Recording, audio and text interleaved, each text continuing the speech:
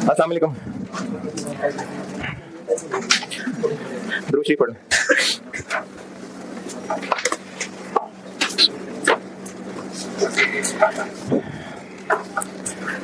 कल वाला सवाल किसी ने करने की कोशिश की हो और रोना भी आया हो।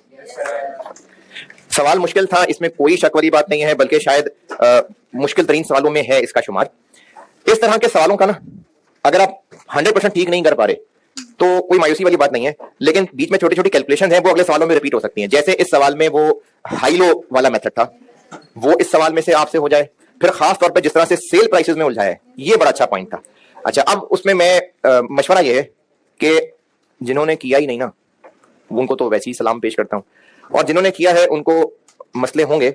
तो मैं आपको इसका आइडिया और एक प्लान बता के फिर छोड़ रहा हूँ, और ये दोबारा आज का होमवर्क है, ये दोबारा ट्राई कीजिएगा, फिर कल को ही रहेगी, फिर डिस्कस करूंगा। अच्छा, पता नहीं मैंने इस क्लास में कहा था कि नहीं कहा था, अभी भी इंसान के बच्चे बन जाएं, inventory management, CVP, short term decision making अगर अभी भी समझ जाए ना तो कॉस्ट समझ सकती है। लेकिन अगर आप अभी वाले लेक्चर्स क्लास में बैठ के पढ़ रहे हैं और घर में आप रिवाइज कर रहे हो प्रोसेस कॉस्टिंग, फिर नहीं होना है काम। तो अभी से साथ चल लेंगे तो समझ जाएंगे। जब ये कर लेंगे ना फिर आपको कॉन्फिडेंस मिलेगा, फिर आप बेशक पुराने वाले साथ रिवाइज करेंगे तो वो बेहतर होगा। लेकिन अभी ये ना करें कि घर जाके सीवीपी का होमवर्क ना करें, क्यों? क्योंकि आप ओवरहेड रिवाइज कर रहे हैं, ये ना करें। तो सीवीपी, क्योंकि इन्वेंट्री मैनेजमेंट तो आप 3-3 दफा सुन भी चुके होंगे, सारे सवाल भी बार बार लिख लिख के रजिस्टर भर दिए होंगे, सब घर वालों को भी समझा दिए होंगे, सब अगलों को पढ़ाने लग गए होंगे। तो इन्वेंट्री मैनेजमेंट तो आपने पक्का किस्म का तैयार कर लिया होगा। तो सीवीपी और शॉर्ट टर्म डिसीजन मेकिंग ही की नसीहत है।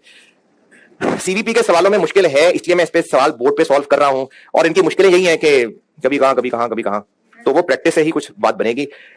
सीवीपी का जो होमवर्क दिया था सवाल, ये एक मुश्किल सवाल था, इसमें आप मायूस ना हो। इसका मैं आपको प्लान बताता हूं कि सवाल था क्या, करना क्या था। सवाल की रिक्वायरमेंट से पहले जो टेबल में 4 कॉलम दिए हुए हैं, पहले बताता हूं ये क्या है। ये 4 डिफरेंट बजट्स हैं, यानी मैनेजमेंट ने 4 डिफरेंट बजट्स बनाए थे, और प्रोडक्ट एक ही है या डिफरेंट है? ये मैं यहां बैठे हुए कितने लोगों से बात कर रहा हूं, किस किसने किया है अटेम्प्ट ये सवाल? चलो काफी है, शाबाश। बाकियों को यकीनन कोई मौत ही पड़ी होगी, कुछ और ही हुआ होगा। तो ये 4 बजट्स हैं, 4 प्रोडक्ट, 4 नहीं है, प्रोडक्ट एक ही है। 4 डिफरेंट बजट हैं। मैनेजमेंट ने सोचा है कि अगर हम 16,000 बेच सके तो ये वैल्यूज हैं, 14 बेच सके, 93 बेच सके, और 11,800 बेच सके। तो ये 4 डिफरेंट बजट हैं, और इन 4 में से 2 का सवाल पूछा हुआ है। यानी जो रिक्वायरमेंट ए पूछी है ना, ये डबल रिक्वायरमेंट है। अब तक सवालों में क्या होता था, एक बजटेड सेल होती थी, अब उन्होंने 2 डिफरेंट बजटेड सेल्स के ऊपर आपसे ब्रेक इवन निकालने को कहा है। तो ये डबल सवाल है, 2 ब्रेक इवन निकलेंगे, 2 मार्जिन ऑफ सेफ्टी निकलेंगे। तो ये डबल सवाल है। इसमें ऐसा नहीं है कि प्रोडक्ट ए के 16,000 यूनिट्स हैं, प्रोडक्ट बी के 14, ऐसा कुछ नहीं है। बस ये डबल सवाल है, 2 दफा सवाल सॉल्व होना है, एक दफा बजटेड सेल्स 16,000 लेके और एक दफा बजटेड सेल्स 14,000 लेके। तो एक तो ये बात क्लियर करनी है कि इस टेबल के अंदर 4 डिफरेंट बजट्स हैं। दूसरी बात कि कन्वर्जन कॉस्ट दी हुई है, मटीरियल और कन्वर्जन दी हुई है। तो कन्वर्जन तो होती है लेबर और एफओएच, लेबर तो होती ही वेरिएबल है। अच्छा, ये कैसे पता चल रहा है? चैप्टर का सवाल है, ब्रेक इवन रिक्वायर्ड है, चैप्टर का सवाल है। तो कन्वर्जन में लेबर है और एफओएच है, तो लेबर तो होती ही वेरिएबल है, लेकिन एफओएच फिक्स्ड भी है, वेरिएबल है, तो हमें इनको तोड़ना पड़ेगा। और कैसे हिंट मिल रहा है कि हाई लो मेथड लगना है, फिक्स वेरिएबल तोड़ने हैं और डिफरेंट क्वांटिटी लेवल का डाटा दिया हुआ है। हाँ, कौन सा हाई लो लगना है? वो बरादरी वाला। इसमें हमें सबसे पहला काम तो ये करना होता है कि तरतीब से लिखना होता है, 93, 11,800, 14 और 16। फिर बताया था कि इनमें से आप फिक्स्ड के एतबार से और वेरिएबल के एतबार से क्लासेस बना लें। फिक्स्ड के बारे में लिखा हुआ है कि फिक्स्ड 10% बढ़ जाएगी अगर प्रोडक्शन 13 से ऊपर हुई, यानी ये और ये। फिक्स्ड के एतबार से ये 2 कैटेगरीज बन गई। और वेरिएबल में लिखा हुआ है कि वेरिएबल रिड्यूस हो जाएगी अगर प्रोडक्शन 15 से ऊपर चलेगी, यानी ये। तो हमने हाई लो के लिए इसको यूज करना, क्योंकि हाई लो हमने उस रेंज में लगाना है विद इन विच ए और बी सेम रह रहा है। तो एक तो ये है गाइडेंस। दूसरा, वो जो सेल प्राइसेस अलग अलग हैं, तो वो इसमें एक अच्छी कैलकुलेशन थी, वो फिर आप दोबारा ट्राई करें। है?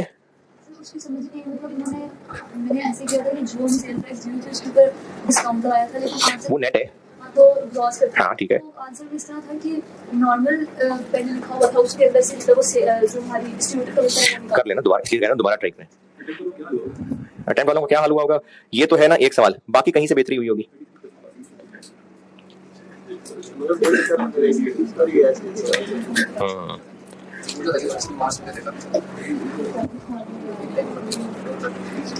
चले जी, ये सवाल दोबारा ट्राई करें, और फिर दोबारा जिन्होंने नहीं किया वो आज कर लें, तो फिर मैं इसमें मसले कल डिस्कस करता हूं आपसे।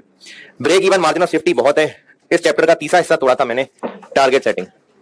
और इस चैप्टर के सवालों में ना सबसे, बल्कि सबसे नहीं, इक्वली इंपॉर्टेंट ये ब्रेक इवन के भी सवाल होते हैं, लेकिन ये भी बहुत इंपॉर्टेंट है, टारगेट सेटिंग। अच्छा, टारगेट कॉस्टिंग जो है ना वो बड़ी ही एक स्पेसिफिक चीज थी, जिसमें कोई नया प्रोडक्ट लॉन्च करना था या कोई नया बिजनेस सेंटर हो रहा था, उसमें मार्केट के हिसाब से सोचना था, वो एक बहुत स्पेसिफिक चीज थी। उसको बीच में कंफ्यूजन ना हो इसलिए वो निकाल दे दिमाग से, बस है कोई चीज टारगेट सेटिंग। और टारगेट सेटिंग मैंने नाम रखा हुआ है, ये कोई टॉपिक नहीं है, आपको किताबों के अंदर कोई टारगेट सेटिंग लिखा नहीं मिलेगा, ये मैंने बस इसका एक नाम रखा हुआ है। इसकी कहानी क्या है वो कहानी बता देता हूं, उस कहानी को अपने अल्फाज में कोई 2-4 लाइनें लिख लेना तो अच्छी बात है, ना लिखना चाहे तो भी कोई बात नहीं। मैंने आपको जब इस चैप्टर में वो बेसिक फार्मूले 7-8 बताए थे, 9 पता नहीं शायद, तो उनमें 2 फार्मूले थे जिनको शेड भी किया हुआ था। एक था उनमें से sale price into unit sold minus variable cost per unit into unit sold. अच्छा, यूनिट्स कॉमन लेके ये ब्रैकेट के अंदर भी हो सकता है, minus total fixed cost is equal to PBT के पैट। पीबीटी था ये, मान लो मैंने तब लिखा प्रॉफिट था बस, लेकिन आगे एग्जाम नोट्स में ये बात बताई थी। उन्हीं के आगे एक डब्बा बना के एग्जाम नोट्स भी लिखे हुए थे, वहां मैंने ये बात बताई थी कि यहां जो प्रॉफिट हम लिख रहे हैं वो पीबीटी है। और एक और चीज थी जिसको शेयर किया हुआ था, total sales into CS ratio थी, total fix cost is equal to profit before tax. CVP जो है ना वो बुनियादी तौर पे यही है कि यूनिट्स का वेरिएबल फिक्स प्रॉफिट इनके साथ क्या रिलेशन है। और अगर आप और करें तो इन्हीं दोनों ही को चेंज करके ब्रेक इवन का फार्मूला बनाया था। जैसे अगर ब्रेक इवन यूनिट्स निकालने हैं तो ये 0, और यूनिट्स निकालने हैं तो कंट्रीब्यूशन पर यूनिट से डिवाइड। इसी तरह अगर ब्रेक इवन अमाउंट निकालनी है ये 0। तो अगर यूनिट्स में खेलना है तो ये वाला रिलेशन है, अगर अमाउंट सीएस रेशियो पे चलना है तो ये वाला रिलेशन है। तो टारगेट सेटिंग में ना बिल्कुल यही 2 ही इस्तेमाल होंगे, या किसी सवाल में ये इस्तेमाल हो रहा होगा या ये इस्तेमाल हो रहा होगा। अभी टारगेट सेटिंग को मैंने एक अलग हेडिंग बनाया क्यों है, सवाल कुछ इस तरह से पूछे होंगे कि मैनेजमेंट की ख्वाहिश है कि हमें पूरे साल में for the year 200 million profit हो, और आप ये बताएं कि हम इतने यूनिट्स बेचने की उम्मीद रखते हैं, इतने इतने हमारे खर्चे होंगे, तो बताएं सेल प्राइस क्या रखें कि हमें हमारा डिजायर्ड 200 मिलियन हासिल हो जाए। तो इसमें से सेल प्राइस मिसिंग निकाल लेंगे।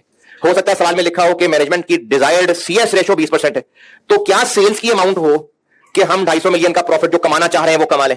तो या तो ये या ये, इनमें से कोई भी रिलेशन इस्तेमाल होके डिजायर्ड प्रॉफिट बता के, हो सकता है आपसे यूनिट सोल्ड रिक्वायर्ड हो सकता है सेल प्राइस रिक्वायर्ड हो सकता है वेरिएबल कॉस्ट रिक्वायर्ड हो सकता है फिक्स कॉस्ट रिक्वायर्ड हो, कुछ भी मिसिंग रिक्वायर्ड हो सकता है। कॉन्सेप्ट क्या है कि मैनेजमेंट एक टोटल सर्टेन अमाउंट प्रॉफिट कमाना चाह रही होगी और उसकी बेस पे ये जानना चाह रही होगी कि फलानी चीज कितनी होकर ये रिजल्ट हासिल हो जाए। इसको मैं टारगेट सेटिंग कर रहा हूं। एक total amount of desired profit होगा जितना कमाना चाहते होंगे, और उसकी बुनियाद पे इनमें से कुछ ना कुछ मिसिंग पूछा होगा। ये है इसकी कहानी। अगर कोई 2-4 लाइनें लिखनी है तो लिख लें, नहीं लिखनी तो ना लिखें। ये बहरहाल जरूर दोबारा रजिस्टर पे लिख लें कि ये टॉपिक इस पे बेस होने लगा है।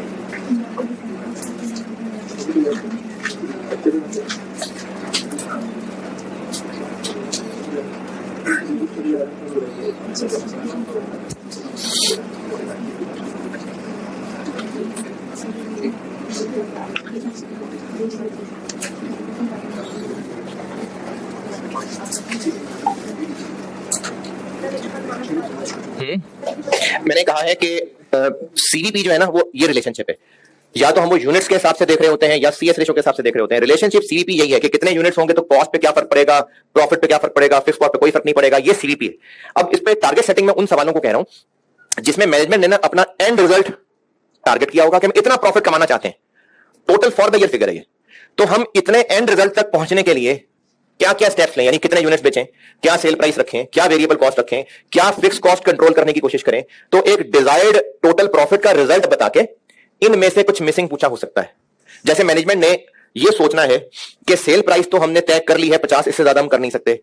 वेरिएबल कॉस्ट पूरी कैलकुलेशन कर ली, हम 30 रुपए का बना पाएंगे, टोटल खर्चे इतने हैं, तो हम अपने लोगों को कितने यूनिट्स बेचने के लिए मोटिवेट करें ताकि हम साल का 150 मिलियन प्रॉफिट कमा लें। तो एक टोटल डिजायर्ड प्रॉफिट की अमाउंट होगी और उस तक पहुंचने के लिए उनमें से कुछ भी मिसिंग हो सकता है। चलें जी, आसान सवाल से शुरू करते हैं। देखें सवाल, लिख लें, कहानी लिख रहे हैं पहले तो लिख लें।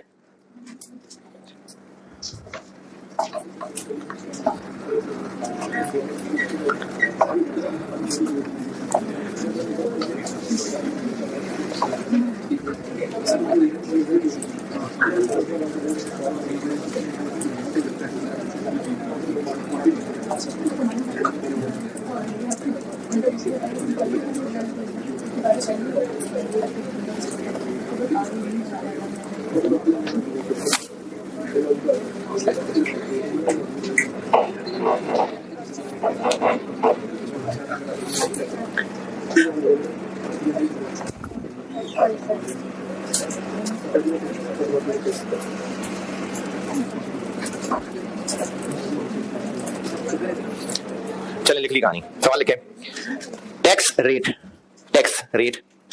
20%, टैक्स रेट 20% है।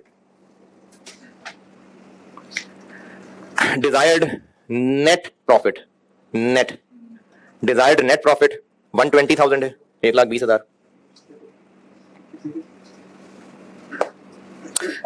और सेल प्राइस पर unit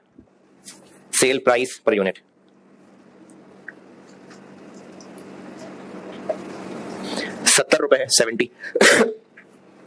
variable cost per unit 58। Total fixed cost 180,000, 1,80,000। Required है आपसे number of units to be sold to achieve desired profit.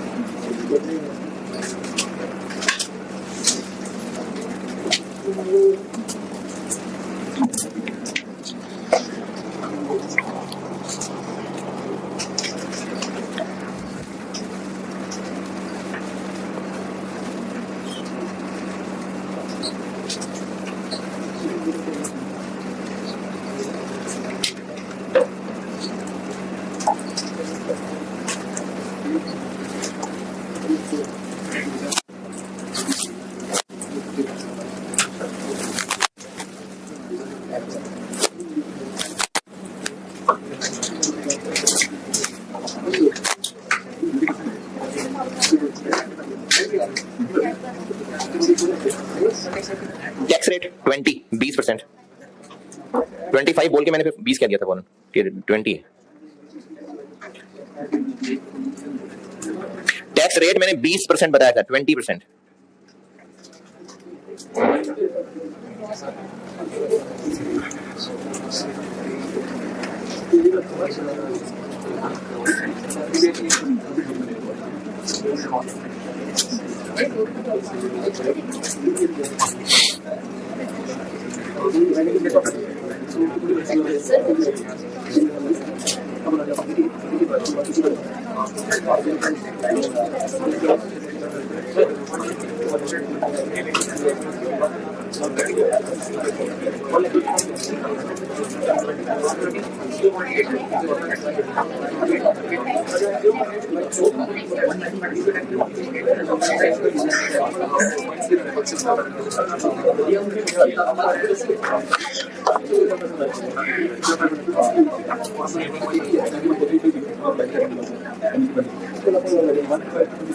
हाँ जी, डन एफर्ट कितना? 27,500 बिल्कुल सही जवाब है। Sale price 70 minus 58 into units पता नहीं minus total fix cost is equal to 150। क्योंकि 1,20,000 मैंने पैट बताया था, तो पीबीटी बनाने के लिए उसको 80% से क्रॉस करना पड़ेगा, तो ये 27,500 आ जाएगा। ठीक है सबसे? नहीं, क्या नहीं समझ आया? 150 समझ नहीं आया? पीबीटी पता नहीं कितना, टैक्स रेट 20% है, तो पैट इतना होगा ना। पीबीटी में से पीबीटी का 20% जो कि टैक्स है वो माइनस करेंगे तो पैट आएगा ना। तो पैट पीबीटी का 80% हुआ। तो ये जो 1,20,000 था ये पैट था, इसको हम 80% से ग्रॉस करेंगे तो पीबीटी निकलेगा। हाँ जी 27,500 सारे।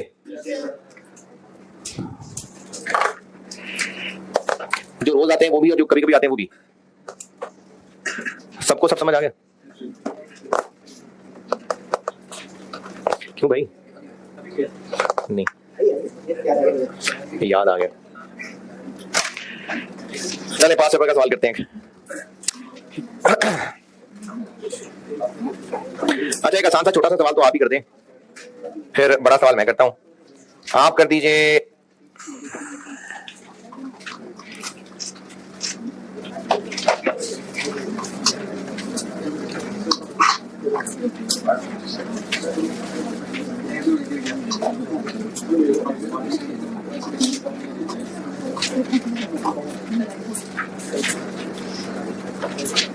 जी, आप करते हैं ऑटम 15।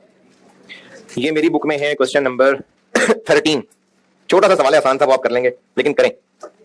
मेरी बुक में है ये क्वेश्चन नंबर 13, होप लिमिटेड। ये ऑटम 2015 अटेम्प्ट में सवाल था और इसका पार्ट ए कर दें, बस 2 नंबर का पार्ट है, जल्दी से करते हैं।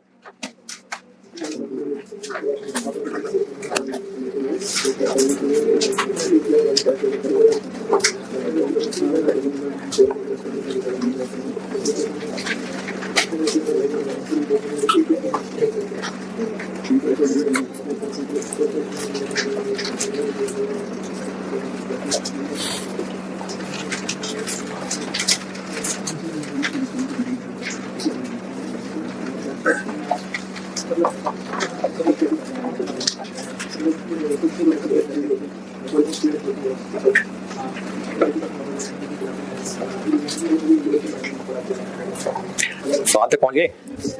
पार्ट ए करना है आपने।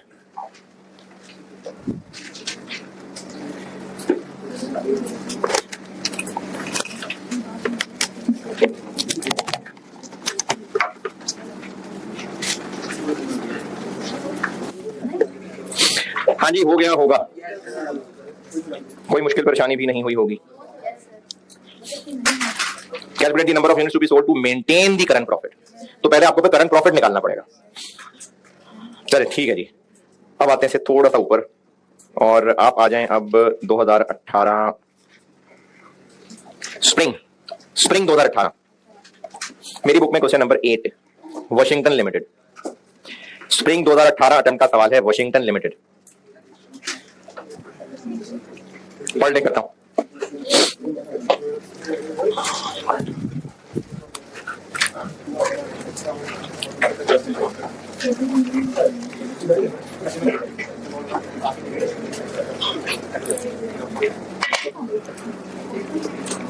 सवाल पढ़ लें।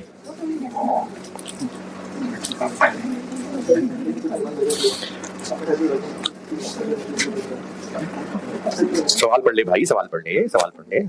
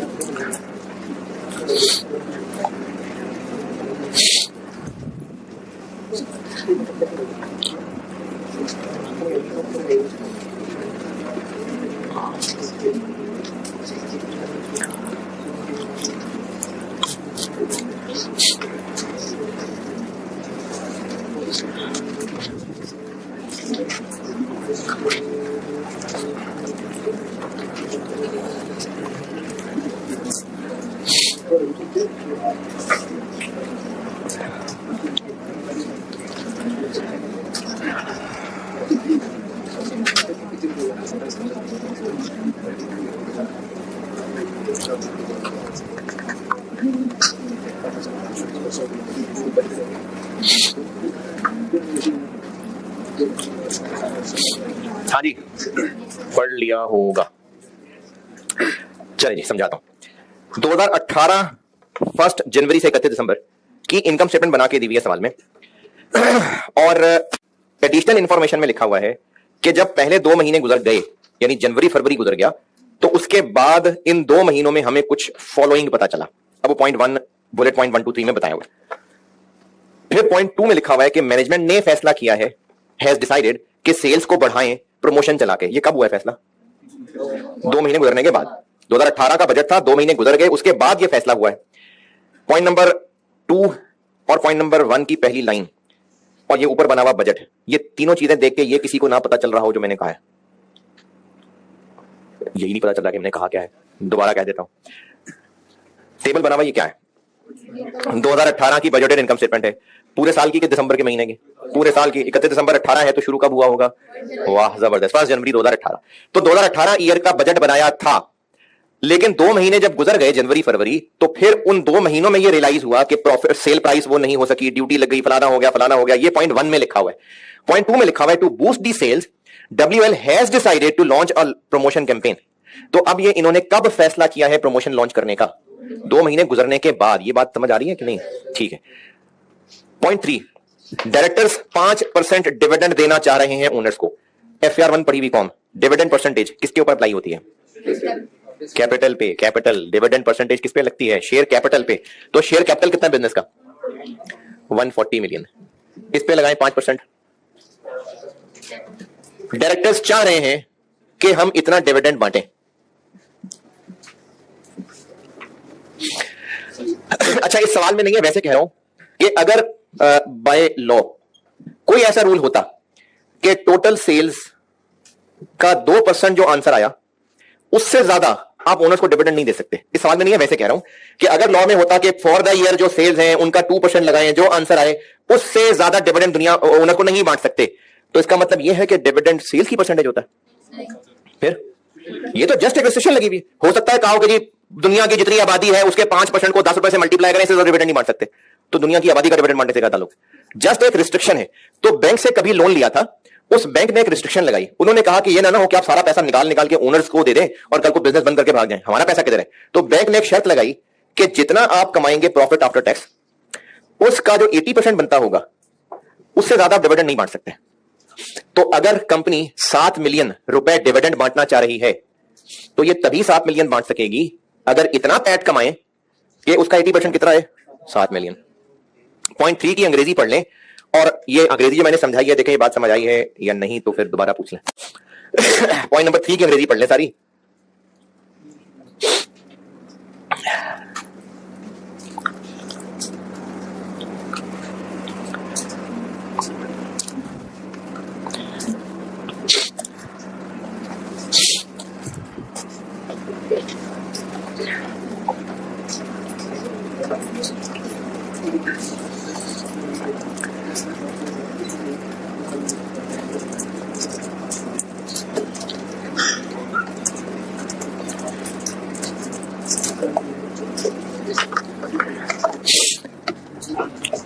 पॉइंट 3 की अंग्रेजी।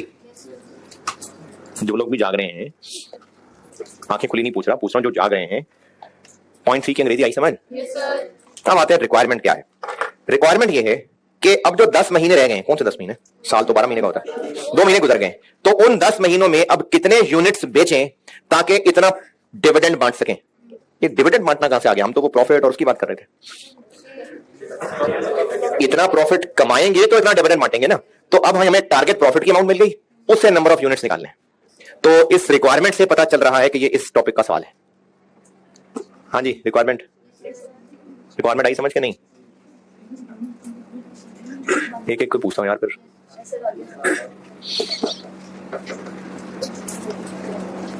पूछ लूं है, पूछ लूं फिर इसमें से सवाल।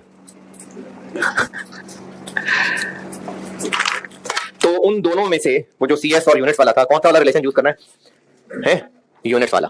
तो हम कर रहे हैं spring 18, sale price minus variable cost units sold total fixed cost is equal to PBT।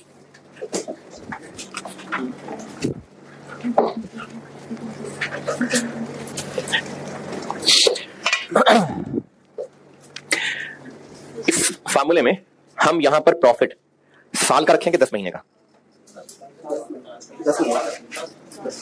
पूरे साल का के 10 महीने का? नहीं, उसने ये तो नहीं कहा कि 10 महीने का प्रॉफिट कितना निकालना है।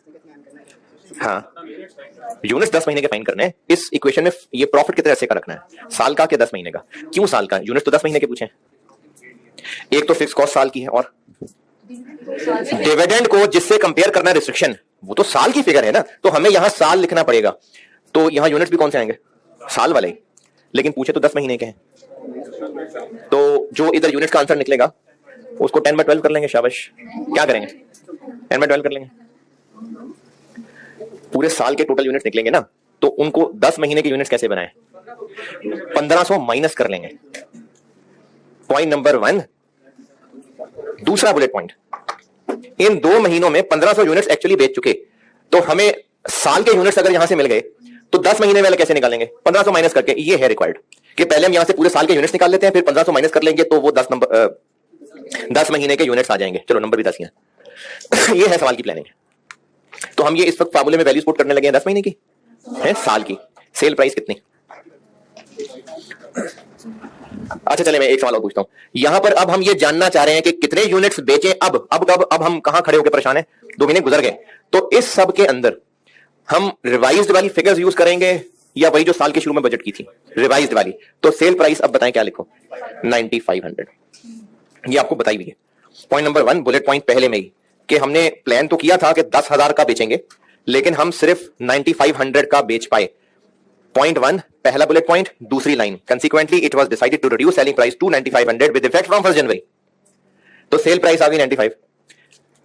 वेरिएबल कॉस्ट पर यूनिट पता नहीं, इनटू यूनिट सोल्ड पता नहीं, माइनस टोटल फिक्स्ड कॉस्ट पता नहीं, और is equal to target profit पता नहीं। ये है सवाल।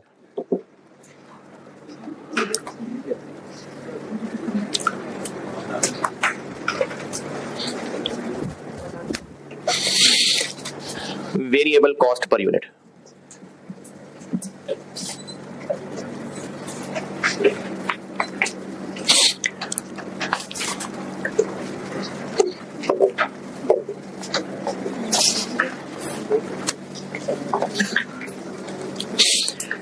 वेरिएबल कॉस्ट पर यूनिट उतनी ही रहेगी या चेंज हो जाएगी? चेंज हो जाएगी। बुलेट पॉइंट 3, वेरिएबल कॉस्ट बढ़ जाएगी 5%। किससे 5% बढ़ जाएगी? जो बजटेड थी। तो पहले फिर हम बजटेड वाली निकाल लेते हैं।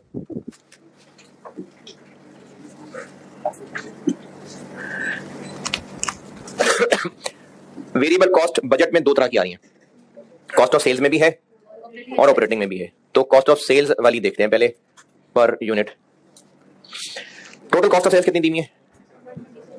120, लेकिन ये वेरिएबल नहीं है, तो इसमें तो बाकी बन गई वेरिएबल, लेकिन हम तो पर यूनिट निकाल रहे हैं। डिवाइडेड बाय जितने यूनिट्स बेचने का बजट किया था वो कितने हैं? 10,000 जज्बाती आंसर है। 10,000 यूनिट्स नहीं है, सेल प्राइस है 16,800। सेल्स की लाइन देखे ना बजट में, 10,000 रुपीज पर यूनिट। ये क्या है? ये सेल प्राइस है, और सामने सेल रेवेन्यू लिखा हुआ 168 मिलियन। तो 10,000 से डिवाइड कर लें, यूनिट्स आ जाएंगे। तो उतने यूनिट्स का बजट बनाया हुआ है, तो per unit variable cost of sale ये 16,800 ना समझ आया किसी को? इनकम स्टेटमेंट में सेल की लाइन में ब्रैकेट में लिखा हुआ है 10,000 रुपीज पर यूनिट, यानी सेल प्राइस है, और सामने टोटल अमाउंट 168 मिलियन है। तो यूनिट्स निकाल लेंगे कि कितने यूनिट्स का बजट बना हुआ है, वो 16,800 बनता है। तो per unit variable cost of sale आ गई 62 98 पॉइंट, अच्छा बता दें फिर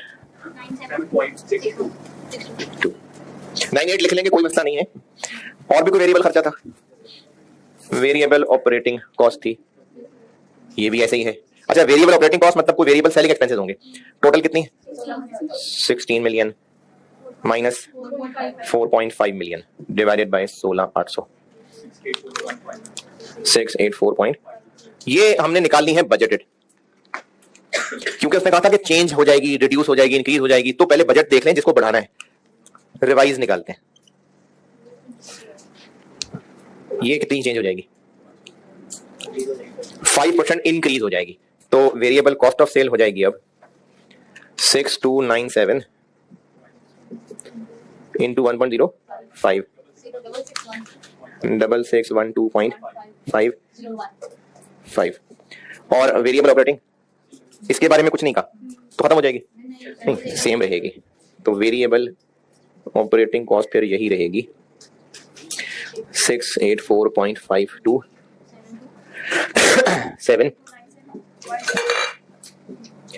7297.02।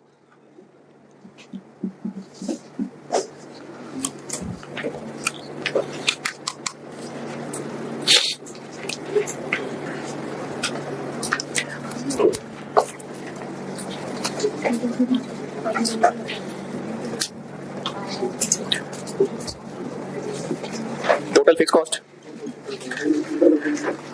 0.1 में कहीं कुछ 0.2 0.3 0.1 में कहा हुआ है कि सेल्स प्रमोशन की कैंपेन चलाएंगे, उस पे लगेगा 5 मिलियन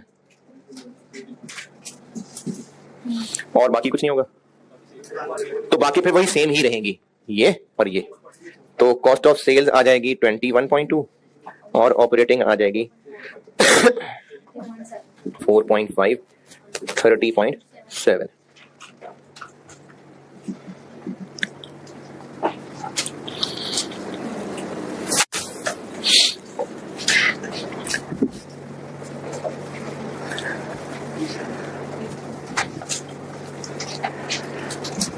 डिजायर्ड डिविडेंड कितना है? 7। तो हमें कितना प्रॉफिट कमाना पड़ेगा? हमें उतना पैट कमाना पड़ेगा जिसका 80% ये है। तो हमें कितना पैट कमाना पड़ेगा? 8 पॉइंट, ये लिख दूं यहां? नहीं, ये तो पैट है। तो हमें कितना पीबीटी कमाना पड़ेगा? टैक्स रेट कितना है? तो इसको हम लोग ले जी, हो गया सवाल।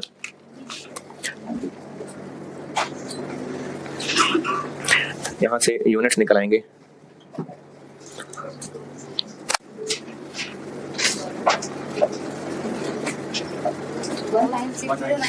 वन 9610, लेकिन ये नहीं है रिक्वायर्ड। रिक्वायर्ड है units to be sold in remaining 10 months। तो इनमें से 1500 माइनस कर देते हैं, ये है।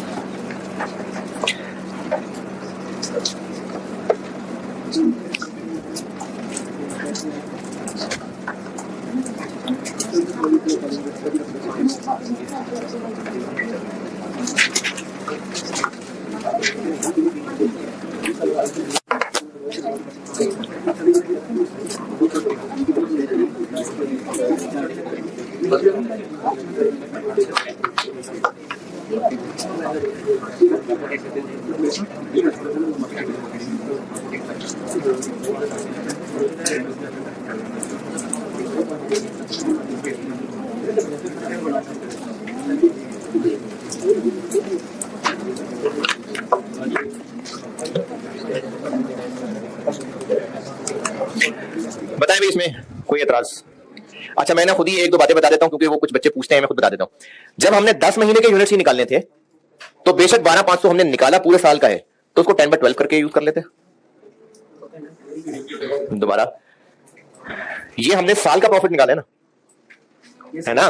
तो यूनिट तो 10 महीने के निकालने थे, तो हम इस फार्मूले में इसको रखते हुए 12.5 की बजाय 12.5 10/12 करके रख रहे थे, तो 10 महीने का सवाल सॉल्व हो जाता। चलो फिक्स कॉस्ट को भी 10/12 कर लेते फिर, है? ये तब होता अगर हर महीने बराबर हो। पहले 2 महीने अच्छे नहीं थे, तभी तो हमें 10 महीने मेहनत ज्यादा करनी है, तो हर महीने बराबर कैसे हो सकते हैं? तो इसलिए हमें पूरे साल को ही लेके चलना है। अच्छा, एक और सवाल, अगर सवाल में लिखा होता कि पहले 2 महीने हम 10,000 रुपए का बेच पाए थे, लेकिन 1 मार्च से हमें 9,500 करना पड़ा। हम 2 महीने सेल प्राइस 10,000 की कर पाए हैं, लेकिन मार्च ऑनवर्ड हमें 9,500 करनी पड़ रही है। फिर सेल प्राइस 9,500 है ना, कब कम कर ली? विद इफेक्ट फ्रॉम 1 जनवरी। हमने पहले ही 95 कर ली हुई है, तभी पूरे साल के यूनिट्स मल्टीप्लाई हो रहे हैं। अगर लिखा होता कि 2 महीने तो 10,000 की बेच थी, अब नहीं, अब 95 की बिकेगी, फिर क्या फर्क पड़ता? तो फिर हम ये करते कि इस ब्रैकेट को 2 दफा यूनिट से मल्टीप्लाई करते। एक दफा हम करते 10,000 माइनस 7297.02 इंटू 1500 प्लस ये। अब जो आंसर निकलता वो 10 महीने ही का निकलता, क्योंकि 2 महीने वाला तो ये हो गया। तो अब इसके लिए फिर ये यूनिट का जो आंसर निकलता वो 10 महीने वाला ही आता।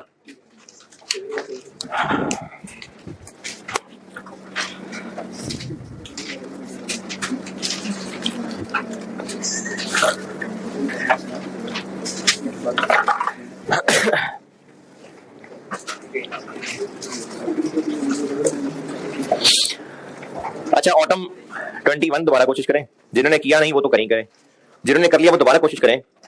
और अगर वो 5-7 मिनट का काम कर सकें, कर गए तो 5-7 मिनट का काम है। एक सवाल का मैंने पार्ट ए करवाया था, मशियाटो प्राइवेट लिमिटेड, ऑटम 19 अटेम्प्ट का क्वेश्चन 1 था। मेरी बुक में शायद वो 3रा-4था क्वेश्चन था, 5वां। उसका पार्ट बी ट्राई करिएगा, बड़ी मजे की इक्वेशन है, बहुत मजे की इक्वेशन है, ट्राई करना। मेरी बुक में वो क्वेश्चन 5 था, ऑटम 19 अटेम्प्ट का सवाल था मशियाटो के नाम से। उसका पार्ट ए मैंने खुद बोर्ड पे किया था, कारपेट्स, रग्स। पार्ट बी कोशिश करिएगा, बहुत मजे की इक्वेशन है। चले ठीक है, अल्लाह हाफिज।